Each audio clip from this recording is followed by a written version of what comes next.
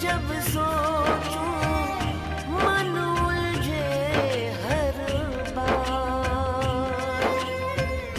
मैं कदमों को रोकूं या दहलीज को कर लूं पार, दहलीज को कर लूं पार।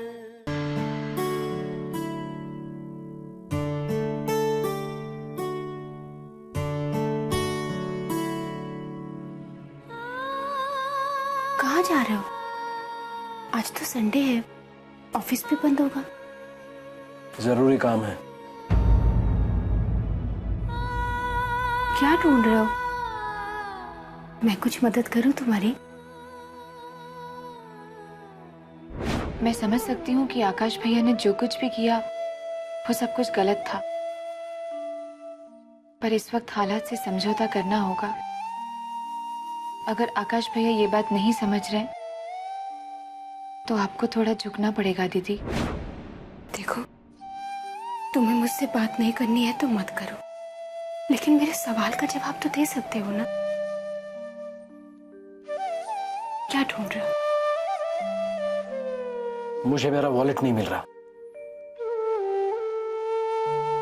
वहां रखा है मेज पर।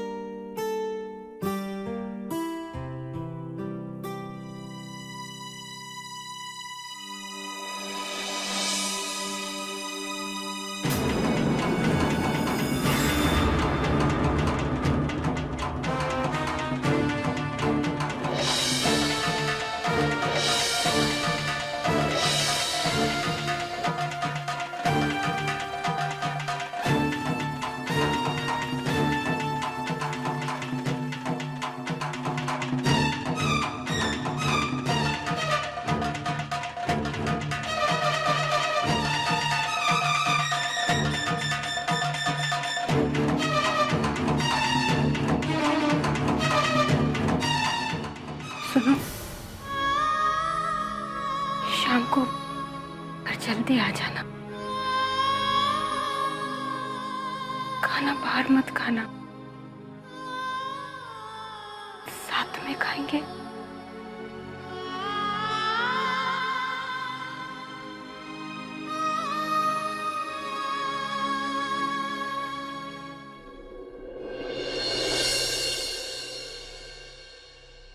इंदु, आज संडे है तो मैं सोच रहा था कि इतने दिनों के बाद छुट्टी मिली है तो कहीं घूमने चलते हैं। सच अर्जुन, मेरा भी बहुत मन है, पर हम कहाँ जाएंगे? कहीं भी चलते हैं, शॉपिंग करने, फिल्म देखने, जहां बोले मेम साहब। आपकी खिदमत में तो ये ड्राइवर हमेशा ही हाजिर है। मेरे प्यारे ड्राइवर जी, प्लीज मुझे मंदिर ले चलो। मैंने मन्नत मांगी थी कि जब रीमा की शादी सुचारू ढंग से हो जाएगी तो मैं प्रसाद चढ़ाऊंगी। ठीक है मेम साहब, जो आपका हुक्म।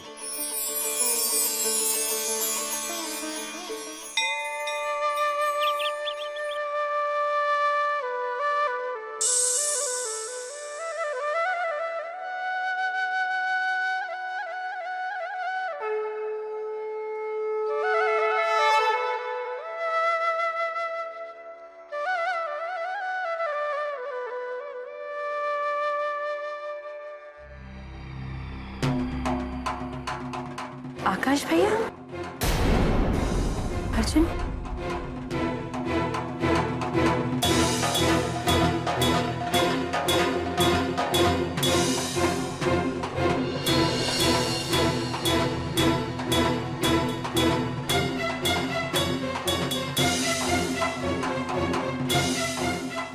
कितने वर्षों से जानता था मैं नीलिमा को, अब वो कैसी है, कहाँ है, कुछ जानता नहीं मैं।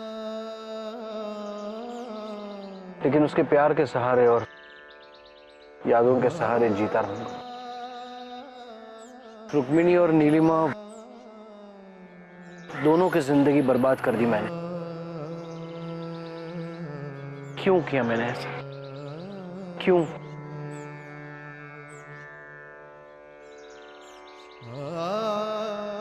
आकाश भैया, नीलिमा को मैंने भी बहुत करीब से जाना है। बहुत इमोशनल है वो।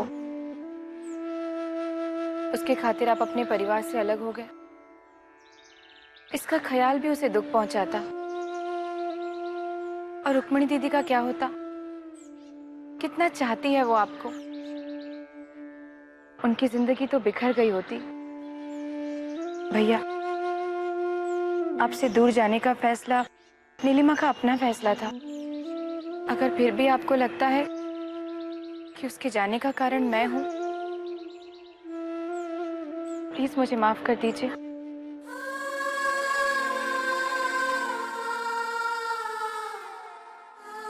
नहीं इंदु,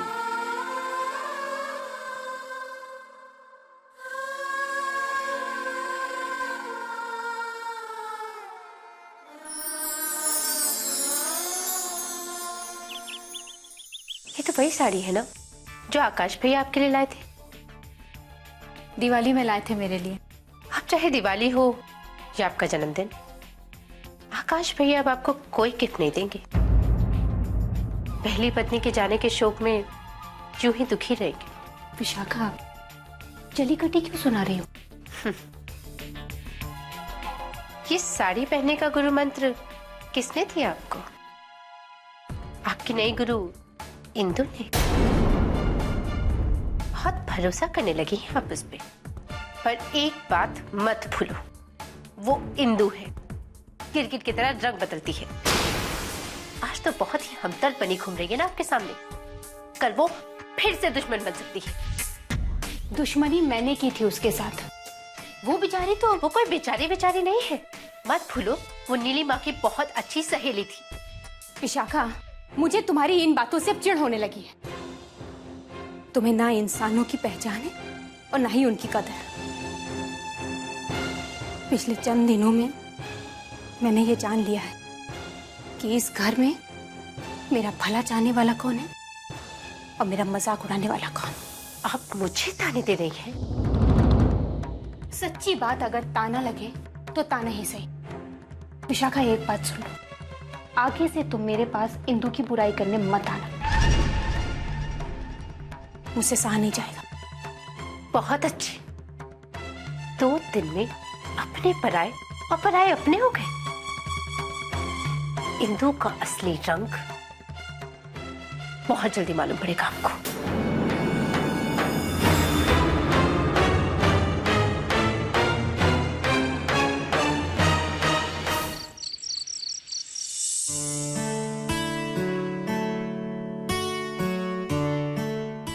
आकाश भैया, आइए आप भी खाना खा लीजिए।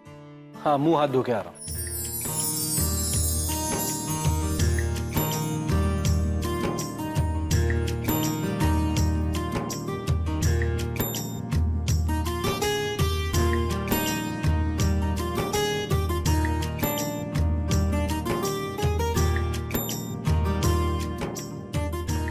अच्छा इंदु, जब तुम तुम्हारे ऑफिस में सेल्स डिपार्टमेंट संभालती थी, अकाउंट्स भी संभाला करती थी? हाँ भैया, मैं अकाउंट भी देखती थी। एक्चुअली हमारा अकाउंटेंट अचानक छुट्टी पर चला गया है और बड़ी दिक्कतें आ रही हैं ऑफिस में। मैं सोच रहा था अगर 1-2 रोज तुम ऑफिस आ जाओ और ये जिम्मेदारी संभालो तो अच्छा होगा।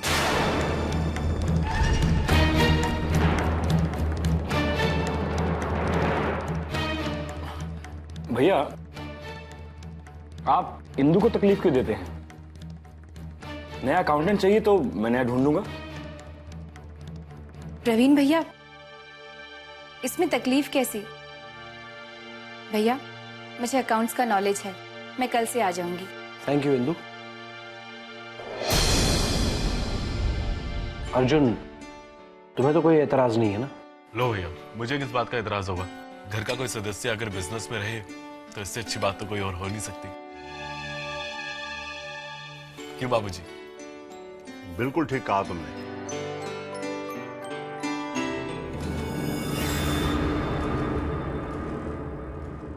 अरे तुम मुझ पर क्यों बिगड़ रही हो? जब बाबूजी ने परमिशन दे दी है उसे ऑफिस आने की तो मैं कैसे रोकता? वही सारी गलती वैसे बड़े भैया की। अजीब अजीब एडवाइसेस देते हैं। कुछ और नहीं मिला तो इंदु को ऑफिस बुला लिया।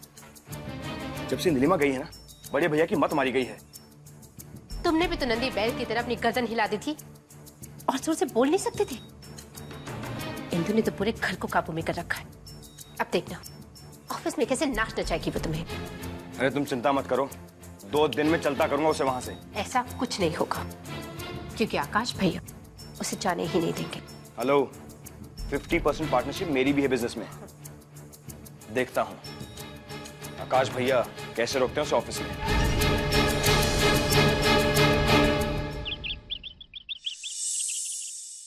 इंदु, इंदु।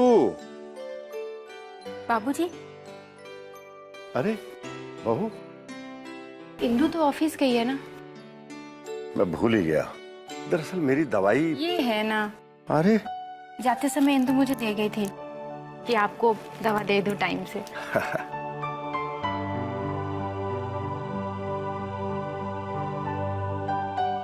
जीती रहो, खुश रहो। बाबूजी, बड़ों की सेवा करके जो सुख मिलता है ये मैंने आज जाना है। नहीं तो इतने दिनों तक तो मैं आपसे और अम्मा से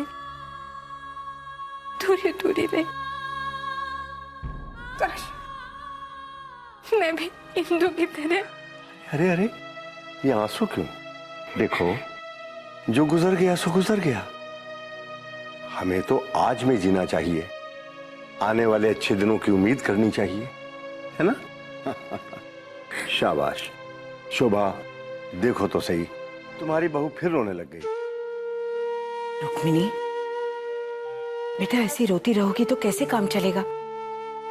और मैं अपनी बहू की आंखों में आंसू नहीं देखना चाहती हूँ। मैं तो तुम्हारे होठों पर हंसी देखना चाहती हूँ, समझी?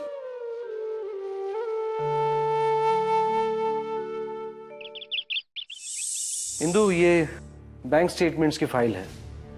मैं चाहता हूं इसमें जितनी एंट्रीज है तुम सारी की सारी फीड कर दो कंप्यूटर में। जी भैया, अभी करती हूँ।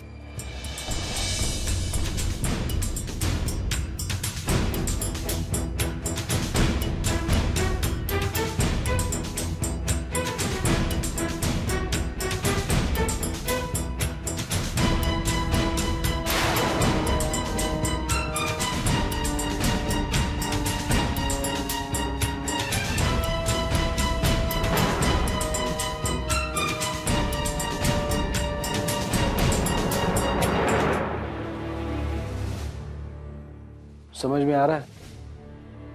जी बड़े भैया, सब कुछ समझ में आ रहा है। सारी एंट्रीज गलत हैं, सारे वाउचर्स भी झूठे हैं। पता नहीं प्रवीण भैया कब से आकाश भैया को बिजनेस में धोखा दे रहे हैं। अगर वो अकाउंटेंट छुट्टी पर नहीं जाता तो इस बात का कभी पता नहीं चलता। कितनी पेमेंट्स हो चुकी है पर उसकी कोई एंट्री नहीं। अर्जुन, लाखों का नहीं करोड़ों का हेरफेर किया है प्रवीण भैया ने। तुमने आकाश भैया को बताया? डरती हूँ अर्जुन, जिस दिन आकाश भैया को इस बात का पता चलेगा उस दिन घर में महाभारत छिड़ जाएगा। दोनों भाई एक दूसरे से अलग हो जाएंगे और इसका कारण बनूंगी मैं। इंदु, तुम्हें बताना तो पड़ेगा। अगर तुम चुप रहोगी तो ये आकाश भैया के साथ नाइंसाफी है, क्योंकि प्रवीण भैया तो दोनों हाथों से उन्हें लूटते रहेंगे और हम क्या तमाशा देखते रहेंगे? अर्जुन, मेरे मन में एक बात आई है, मैं जाकर प्रवीण भैया से बात करती हूँ। उन्हें बता दूंगी कि मुझे सब कुछ पता चल गया है। शायद वो आकाश भैया को उनके रुपए लौटा दे और उनसे माफी मांग ले। कितनी भोली हो तुम। तुम्हें लगता है कि प्रवीण भैया तुम्हारी बात मान लेंगे? मुझे मालूम है कि वो नहीं मानेंगे। मैं तब भी कोशिश करूंगी। अर्जुन, सोचो ना, अगर आकाश भैया ने प्रवीण भैया को माफ कर दिया तो ये मामला यहीं खत्म हो जाएगा। माँ और बाबूजी को पता ही नहीं चलेगा इस बात का। ठीक है, कोशिश करके देख लो, शायद तुम्हारी बात सच हो जाए।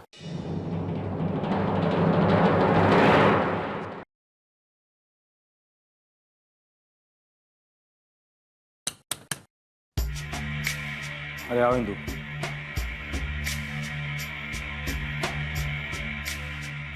अच्छा हो तुम आ गई। एक्चुअली मैं तुम्हारे पास ही आया था। एक गुड न्यूज़ है। Good news? वो क्या? मैंने ऑफिस में अकाउंटेंट का बंदोबस्त कर लिया है। कल से तुम्हें आने की जरूरत नहीं है। वैसे भी अकाउंट्स का काम काफी पेचीदा होता है, तुम बेचारी क्या क्या। प्रवीण भैया, अकाउंटेंट का इंतजाम करने में आपने बहुत देर कर दी। मतलब?